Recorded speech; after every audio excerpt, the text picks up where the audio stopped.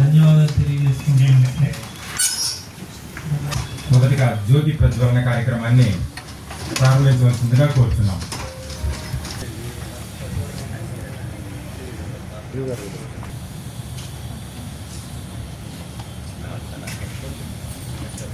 దీనికి సంబంధించి జాతీయ విద్యా విధానం 2020 పాఠశాల విద్య నిర్మాణ విభాగాలు ఈ కార్యక్రమాన్ని స్టార్ట్ చేసుకునే ముందుగా ప్రార్థనా గీతం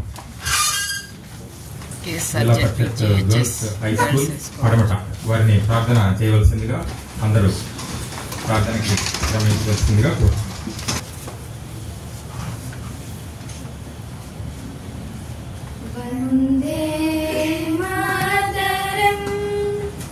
వందే మాతరం సుజలాం సుఫలాం మలయజ శీతలాం సస్యశ్యామలాం మాతరం వందే మాతరం శుభ్రజోష్ణ పులకితయా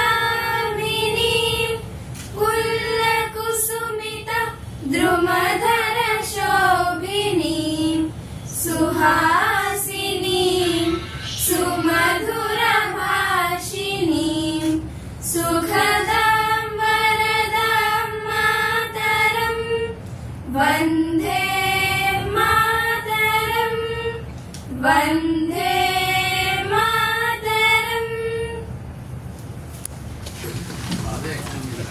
ఈరోజు ఈ కార్యక్రమం వన్ డే వర్క్షాప్ 5వ జాతీయ ప్రధాన కార్యదర్శుల సమావేశానికి అనుబంధంగా దేశవ్యాప్తంగా నిర్వహించడం జరుగుతుంది.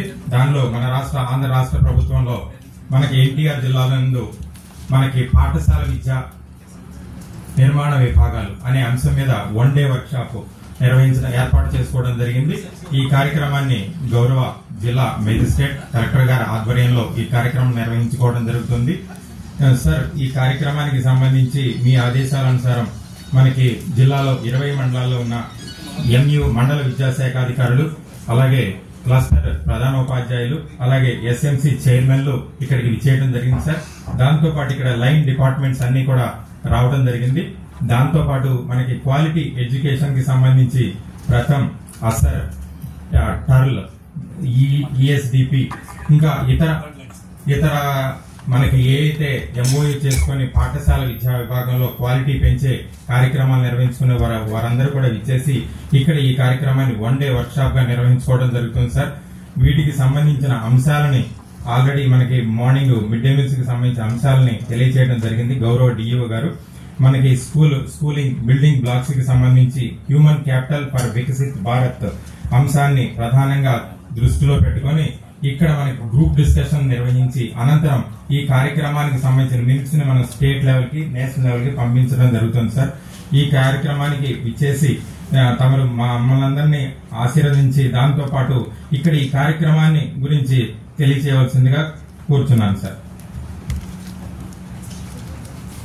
వేదిక పైన అధికారులందరికీ, అలాగే వేదిక ముందున్న ప్రజలందరికీ, సిసి కమిటీ చైర్పర్సన్స్లకి, అలాగే హెచ్ఎంస్, ఎంఈఓలకి, జిల్లాధికారులందరికీ నమస్కారాలు. Human capital for Viksit Bharat ఈ కార్యక్రమాన్ని దేశవ్యాప్తంగా అన్ని రాష్ట్రంలో అన్ని జిల్లాలో చేయడానికి చాలా ముఖ్యమైన కారణం ఉంది. మీకు తెలిసే ఉంది, ఇప్పుడు మనము వికసిత్ భారత్ లక్ష్యాలు, అలాగే స్వర్ణాంధ్ర ఏదైతే లక్ష్యాలను పెట్టుకుని ముందుకు వెళ్తున్నాము. దీంట్లో భాగంగా human resource as a capital అని ఫస్ట్ ఇది చర్చ వచ్చింది. హ్యూమన్ రిసోర్స్ ఎలా క్యాపిటల్ అవుతుంది? మనం ఏదైనా చేయాలంటే వెళ్ళి క్యాపిటల్ అంటే డబ్బులు కదా, లోన్ తీసుకొచ్చి డబ్బులు ఉంటే మనం ఇండస్ట్రీ కడతాము, బిజినెస్ చేసుకుంటాము, సంపాదిస్తాము. హ్యూమన్ ఎలా క్యాపిటల్ అవుతుందని ప్రశ్న వస్తుంది.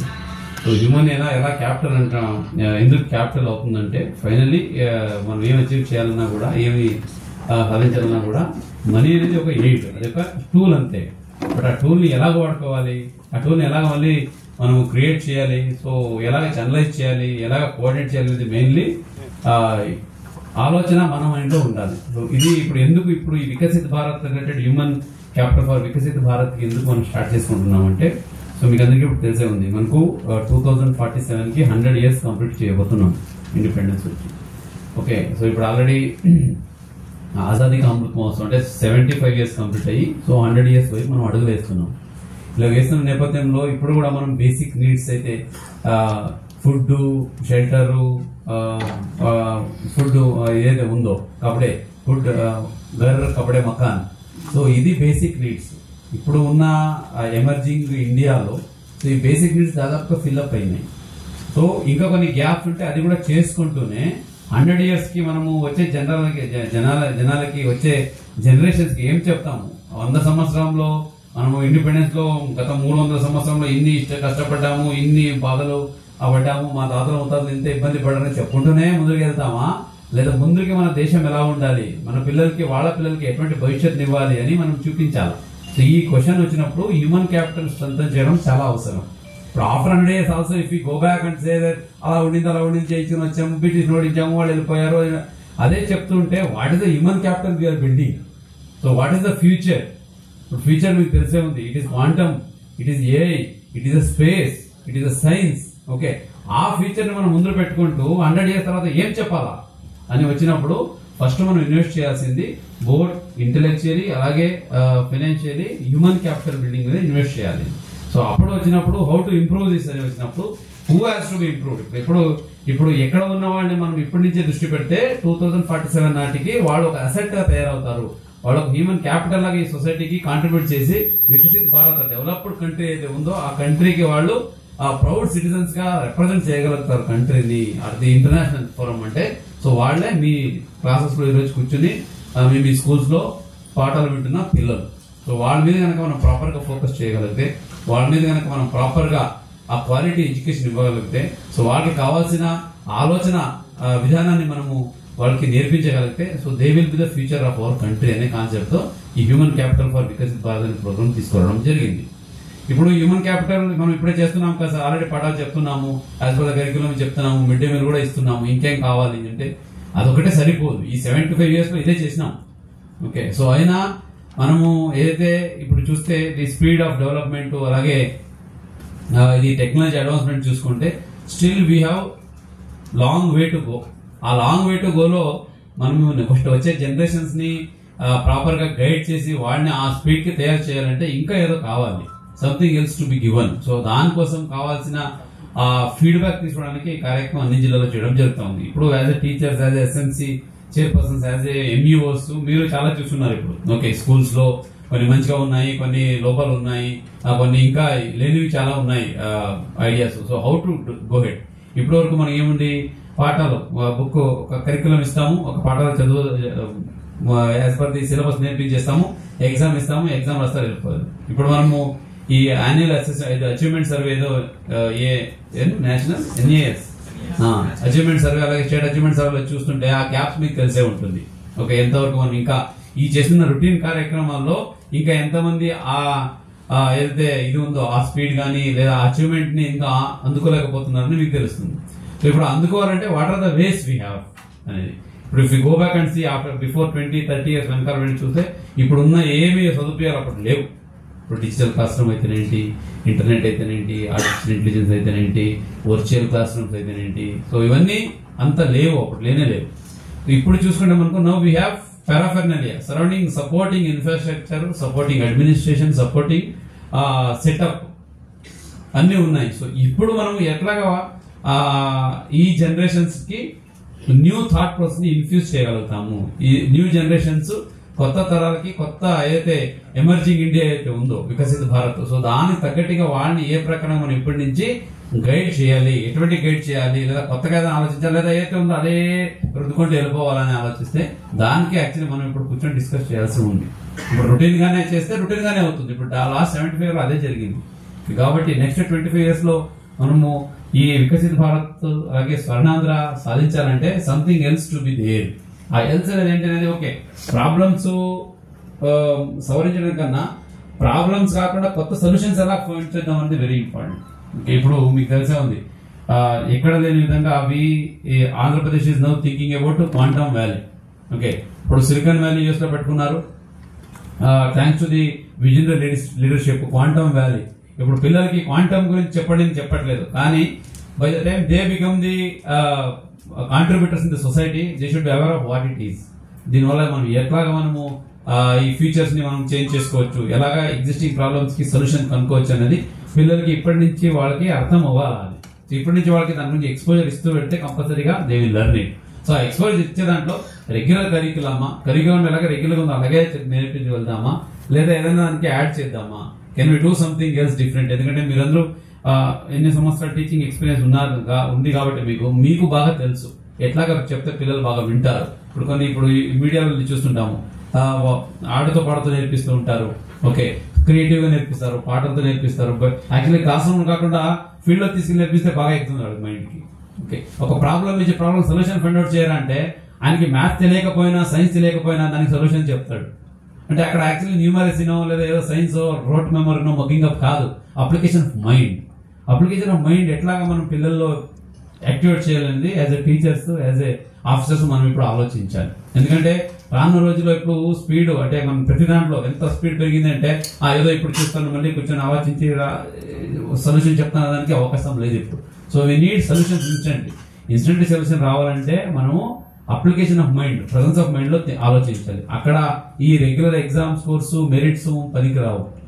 అక్కడ actually application of mind, creative thinking పనికి వస్తాయి. ఇలాగ పిల్లల్ని ఎలా ఆలోచించడానికి మనము ప్రోత్సహించగలుగుతాము అనేది మనం ఇప్పుడు డిస్కస్ చేసి సలహాలు చేసి పంపించాలి. దీన్ని బట్టి పాలసీస్ ఫార్మేషన్ అవుతాయి. అంటే ఏదైతే మీటింగ్ ఉందో లేదా ఈ సిరీస్ ఆఫ్ యాక్టివిటీస్ చేస్తున్నామో it just not a time pass meeting.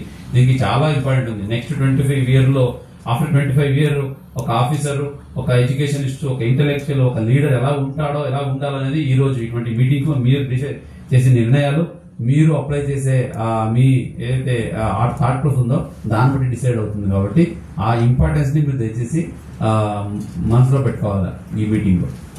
ఇంకా పిల్లలకి అప్లికేషన్ ఆఫ్ మైండ్కి వస్తే మీకు తెలిసే ఉంది, మనకు చాలా మంది పిల్లలందరూ వాళ్ళ పేరెంట్స్ అగ్రికల్చర్ లోనే ఉంటారు, అగ్రికల్చర్ చేస్తున్నారు, స్కూల్ కి వస్తున్నారు. వాళ్ళు కూడా వాళ్ళ పేరెంట్స్ తో వెళ్లి అగ్రికల్చర్ చేస్తూ ఉంటారు. కానీ ఈ మధ్య ఒకటి అగ్రి కనెక్ట్ అనే ప్రోగ్రామ్ పెట్టినాం. అక్కడ ఏం చేస్తారు, వాళ్ళ పేరెంట్స్ తో పాటు కాకుండా మీతో పాటు పొలానికి వెళ్ళి ఒక చిన్న ప్రోగ్రామ్ తెచ్చినాను. అక్కడ వెళ్ళి ఇంకొకరు పిల్లలకి వెళ్ళి వాళ్ళు ఆ రైతులతో మాట్లాడి అక్కడ ఏం సమస్య ఉంది, అది దానికి ఏం సొల్యూషన్ కనుక్కోవచ్చు అనేది ఆలోచిస్తూ వాళ్ళు రాస్తున్నారు. కొన్ని పుటాలు వాళ్ళు కొన్ని పేజెస్ రాస్తున్నారు. వాళ్ళు అక్కడ చూస్తే నాకు తెలిసి ఆయన 5th అవ్వచ్చు, 10th అవ్వచ్చు, ఇంటర్ అవ్వచ్చు, ఇప్పటివరకు ఆయన ఇంట్లో కూడా అది ఆలోచించి ఉండడు. వాళ్ళ పేరెంట్స్ అగ్రికల్చరిస్ట్ అయినా వాడు వెళ్ళి పని చేస్తున్నా వాడు ఇంట్లో చేస్తున్నప్పుడు ఏదో రొటీన్ గా పనిలా చేస్తాడు. కానీ మీ సైడ్ నుంచి ఒకసారి స్టూడెంట్ గా వెళ్ళినప్పుడు ఆయన ఆలోచన మారుతుంది. This is application of mind. వాళ్ళు ఎప్పుడు అప్లై చేస్తారంటే మనము ఒక సన్నివేశాన్ని క్రియేట్ చేసి ఇవ్వాలి వాళ్ళకి. Okay, this is called problem solving. Problem solving వదిలేసి మనము రొటీన్ గా మొగ్గప్ చేసేసి మంచిగా మొగ్గప్ చేసిన పద్యాల పాటలు చెప్పినప్పుడు చెప్పట్లు కొట్టేస్తే ఈ క్రియేటివిటీ మైండ్స్ వెనకాల ఉండిపోతుంది. Okay, actually this is what the creative అంటే యాక్టివ్ లెర్నింగ్ ఎప్పుడు వస్తుందంటే వాళ్ళు అప్లికేషన్ ఆఫ్ మైండ్ రావాలి. సో రోట్ మెమరీనో ఇది ఇలా కాకుండా so we should encourage them to go for out of box thinking, application of mind, finding solutions. So however, see, అన్ని problems కి అందరూ ప్రతి ప్రాబ్లం సొల్యూషన్ ఇవ్వలేరు. కానీ ఆ ఎఫర్ట్ లో the learning what they do will helps lot. Next వచ్చే వేరే ప్రాబ్లమ్ సొల్యూషన్ కనుక్కోవడానికి వాళ్ళకి ఇది ఉపయోగపడుతుంది. కాబట్టి ఆ టైప్ పిల్లల్ని మనము ప్రోత్సహించాల్సి ఉంటుంది. కాబట్టి ఈ హ్యూమన్ క్యాపిటల్ అంటే ఎందుకంత ఇదిగా చెప్తున్నా అంటే హ్యూమన్ క్యాపిటల్ అనేది it is just not like class room preparedness. It is about preparing psychological, mentally their ability to deal the futuristic problems. So futuristic problems అంటే చూడండి, ఇప్పుడు if you see types of problems we face, independence వచ్చినప్పుడు మనకు world war తర్వాత independence వచ్చినప్పుడు what we were suffering with food. Okay, food కూడా ఉండేది కాదు.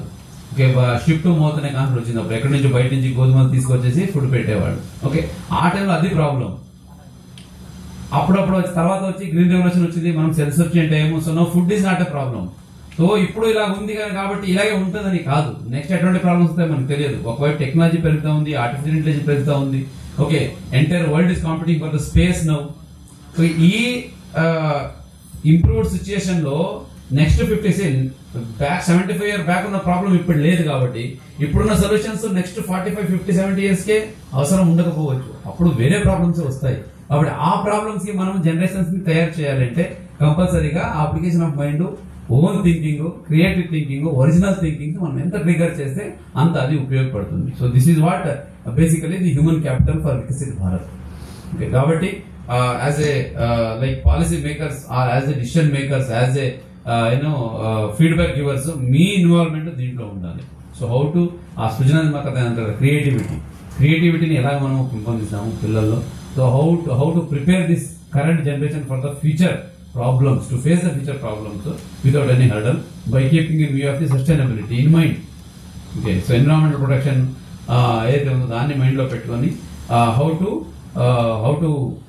form the future, how to enjoy the future అనేది మనం ప్రిపేర్ చేయడానికి ఈ వర్క్ షాప్స్. కాబట్టి I request each one of you to participate actively and see that whatever feedbacks you give అంటే routine గా రాసేసి కన్నా think creatively. Think it's not only for the student, it's not only for this workshop. You are also thinking for your children and their children and their children.